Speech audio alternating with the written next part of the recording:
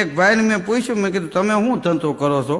મને કે હું હરફ પકડવાનો ધંધો કરું છું. તો મેં કીધું એને તમે ધંધો કયો છો?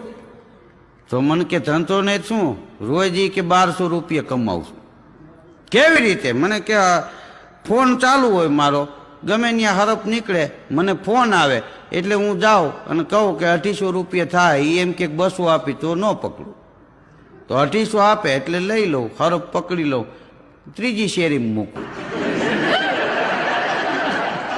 હોટલે હજી ચા આમ 2 ફૂંક મારીને 2 ઘૂંટડા મારો ને ત્યાં ટીનિંગ ટીનિંગ થાય એટલે ખબર હોય કે દાદો પૂગ્યો. વળી કે 250 રૂપિયા ત્યાંથી લઈ લઉં. પછી કીધું હાંજે, એ કે હાંજે એને પાછું કરંડિયામાં પૂરી દઉં, દૂધ પાઈ દઉં 1.5 લીટર. વળી સવારે 10:30 ધંધો ચાલુ.